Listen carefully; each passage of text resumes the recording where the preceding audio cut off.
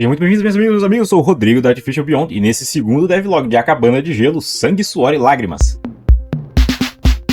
No último devlog a gente se despediu no momento em que eu clicava no botão para poder exportar todo o projeto da Unreal 4 para Unreal 5. E, para minha tristeza, 10 segundos depois eu percebi que eu estava cheio de problemas, o projeto não exportou e eu tive que fazer toda uma volta para poder conseguir fazer o negócio funcionar. O meu grande problema foi que eu estava utilizando esse programinha aqui. É um programa que ajuda a fazer organização de dados para criação de jogos. E depois você exporta esses dados para dentro do Unreal e você consegue utilizar eles lá dentro. Daqui a pouquinho eu vou mostrar um exemplo de como eu estou usando isso no meu jogo e de como isso torna a vida fácil. O que não tornou fácil foi fazer a exportação do Unreal 4 para Unreal 5. O que acontece é que o Artisy tinha acabado de sair para Unreal 5.0 e tinha alguns problemas no plugin. Então, quando eu fui fazer a exportação, a Unreal não permitia fazer a exportação, ele não conseguia fazer a conversão. Então, o que eu fiz? Eu criei um projeto do zero, um projeto em C++ do zero, e eu peguei todos os meus assets e migrei eles, fiz a transferência deles aqui para dentro. E bom, ok, depois de algum tempo, então, eu consegui fazer essa parada funcionar, mas eu tive aí alguns probleminhas. O primeiro foi que eu descobri que, além do Artisy me impedir de fazer a transferência, ele também tinha problemas de importar os dados do Artisy para dentro da Unreal. Eu procurei muito, tentei entender o que estava acontecendo, não consegui, como era uma coisa muito nova, não tinha nada em fórum, eu não consegui achar mais ninguém que estava tendo esse problema, até que eu acabei escrevendo um e-mail para o pessoal que cria o Artisy, e eles me responderam dizendo que realmente estava com um problema e que precisaria esperar um pouco para poder resolver. O que eu acabava fazendo, eu pegava, exportava os dados do Artisy para um projeto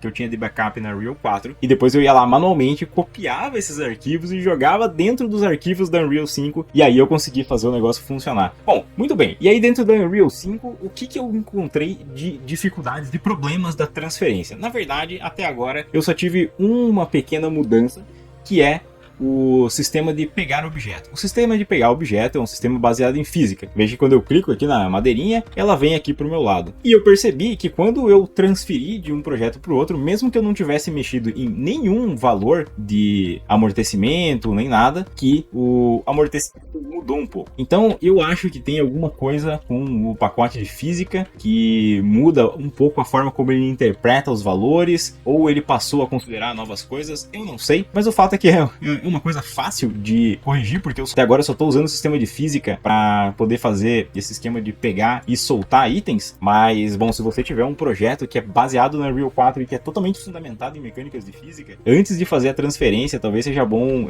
ver se vale a pena, porque talvez você tenha que refazer todo o tuning do projeto, né?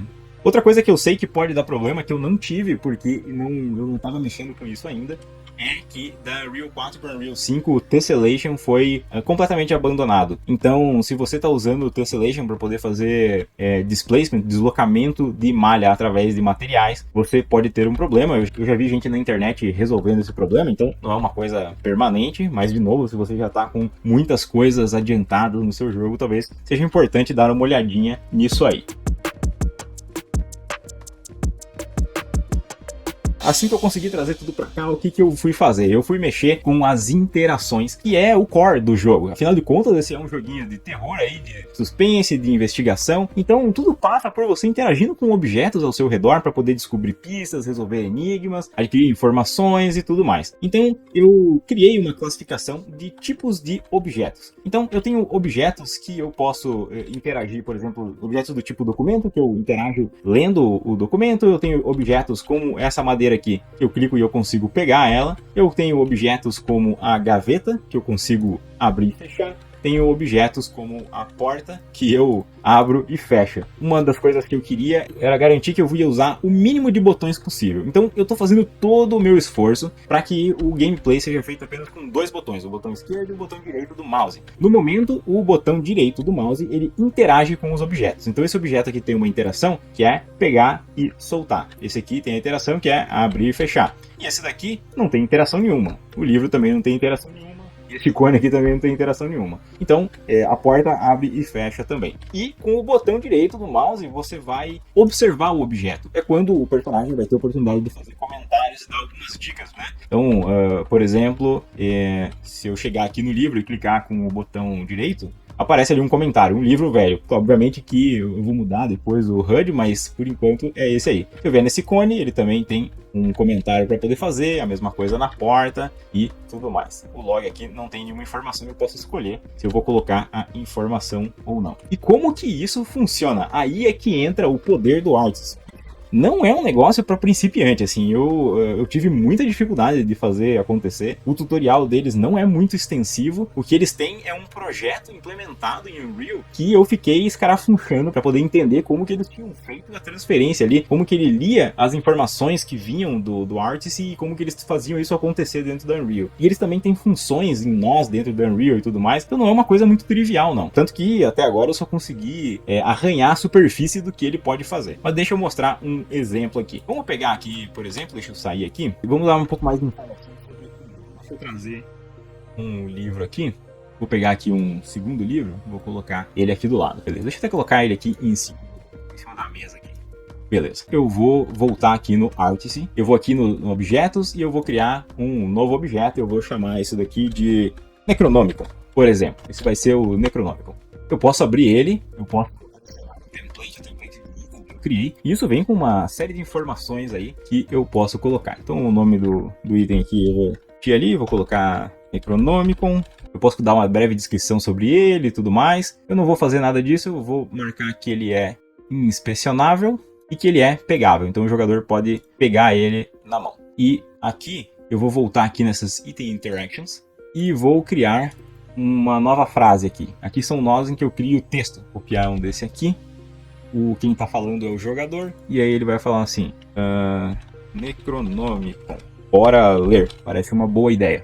Eu volto aqui no Necronomicon, e aqui, se ele atender certas condições, ele vai dizer essa frase aqui, Necronomicon, bora ler. Eu posso salvar e exportar esse projeto da forma como ele tá. Ele já tá jogando na pasta onde tá com tudo organizadinho, eu só dou o OK. E agora, se eu voltar na Unreal, ele vai pedir se eu quero importar os novos files que foram modificados. Eu vou dizer que sim. E agora, eu vou adicionar nesse livro um componente que eu criei que chama Objeto, Blueprint Component. Chama item, na verdade, Blueprint Component do tipo item. Aqui eu posso dizer para ele qual que é o item do Artist que eu quero para esse livro. Então o que é que eu criei lá no Artist? Então ele é o Necronomicon. Veja que ele já apareceu aqui. Se eu der o play, eu venho aqui, vou clicar com o botão direito para poder inspecionar o livro e aparece ali o textinho, Necronomicon, bora ler. E se eu clicar com o botão esquerdo, ele vem para minha mão ali automaticamente. Então você pode ver como isso facilita a vida para poder criar o jogo depois, para poder adicionar novos elementos e tudo mais. Eu escolhi fazer isso como do tipo component, usando Blueprints Components, justamente porque eu posso adicionar isso em itens aqui no runtime, à medida que eu estou trabalhando, sem ter que ficar abrindo blueprints de cada item para poder trabalhar dentro dele. Ali está tudo preparado para ele fazer o resto. Esse é um dos grandes objetivos com esse jogo, é fazer tudo da forma mais modular possível, para que uma vez que essa programação seja feita, eu não precise ficar refazendo e possa inclusive usar isso para poder criar mais jogos no futuro. Outro com quem eu me preocupei de fazer isso foi a porta e a gaveta. Então o que eu fiz? Dentro dessa Blueprint Component do tipo item,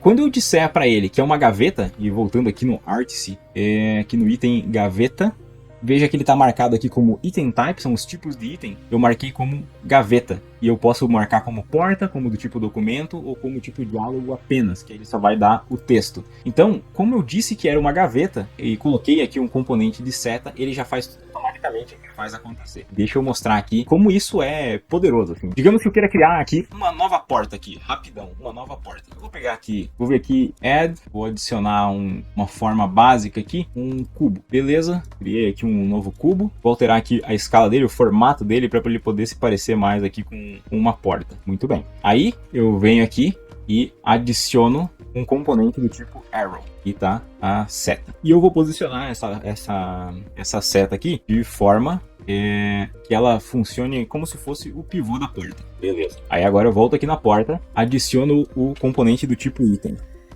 E eu digo que isso aqui é uma porta. Se eu der o play agora, eu venho aqui, clico e vejo que a porta se abre e se fecha. E eu não precisei criar uma nova blueprint, não precisei de nada, e eu posso usar isso para uma malha qualquer. Então se eu quiser usar o mesmo sistema, por exemplo, para poder fazer um portão que estabelece, eu poderia chamar isso aqui de gaveta, por exemplo, ele vai subir e descer. Se eu quiser fazer um alçapão, eu só preciso colocar a flecha na horizontal e ela vai funcionar. ele pega e puxa toda essa informação automaticamente. Isso é outra coisa que não foi nem um pouco trivial, porque pelo fato de eu usar uma Blueprint Component, eu não consigo usar certos nós, tem certos nós que não são acessíveis dentro desse tipo de Blueprint, então eu tive que recriar muita programação, a programação da animação basicamente manualmente, porque a gente não tem acesso ao timeline, as Blueprints. Veja que eu tenho várias versões, versão 1, versão 2, aqui em Obsolete eu tenho outras coisas, tô abrindo aqui uma antiga, e você vai ver aí que são linhas e linhas e linhas e linhas passando para lá e para cá, e que eu mudei muitas vezes, eu tive que usar muita coisa de álgebra linear para poder fazer essas movimentações acontecerem, mas eu acho que valeu muito a pena. Bom, isso tomou muito do meu tempo e fritou muito o meu cérebro, então para poder dar uma relaxada eu comecei a trabalhar num negócio que é uma das coisas que mais me motiva dentro do jogo, que é a parte visual. Eita, aí está o nosso pequeno mapa. Ele basicamente é uma colina acima aí, como um todo. A gente vai subindo no meio do caminho aqui, bem na minha letra do mapa tem o lugar onde fica a cabana. Temos aqui uma pequenina estrada para poder chegar lá e uma grande montanha que fecha a paisagem ao fundo. E a gente se aproxima, você vai ver que vai começar a aparecer as folhagens que já estão aí colocadas, algumas árvores que estão compondo o cenário. Vou dar o play aqui. Já tá carregando aí, daqui a pouquinho ele carrega. Mas basicamente eu coloquei aqui a cabana que a gente tinha visto no episódio anterior. Ela tá aqui, ela vai ficar em cima desse pequeno platô. Obviamente que eu vou adicionar um material aqui. E aqui nós temos as árvores. E, bom, até agora eu tô bem satisfeito com como as coisas estão andando. Eu tô satisfeito com o material aqui, com o landscape. Eu gostei muito dessas árvores aqui, essas árvores sem folhas. Mas ainda não estou muito satisfeito aqui com os pinheiros. Na verdade, eles vieram de um outro pacote, são de um pacote diferente, não é o mesmo pacote que criou essas árvores aqui. E não é que eles sejam ruins, obviamente que não. O grande problema é que os dois têm níveis de detalhamento diferentes. Assim, você olha para eles e você sabe que eles foram produzidos para situações diferentes, por artistas diferentes e tudo mais. Então eu vou precisar resolver esse problema aí. Ainda não sei exatamente o que eu vou fazer, mas provavelmente é uma das coisas que eu vou trabalhar aí para a próxima etapa. E deixa eu mostrar aqui a estradinha. Temos aqui a estradinha que leva até a cabana. A ideia é um ambiente bem simples, bem restrito, lembrando que esse jogo é um jogo de terror com uma história contida, tem que ser num lugar contido, então mesmo que eu use assets um pouco mais pesados, não vai pesar tanto pra galera poder jogar, e obviamente fica muito mais fácil já que eu tô fazendo esse jogo completamente sozinho. Se inscreve no canal para não perder mais devlogs aqui de A Cabana de Gelo, a gente volta muito em breve. Um grande abraço e até mais!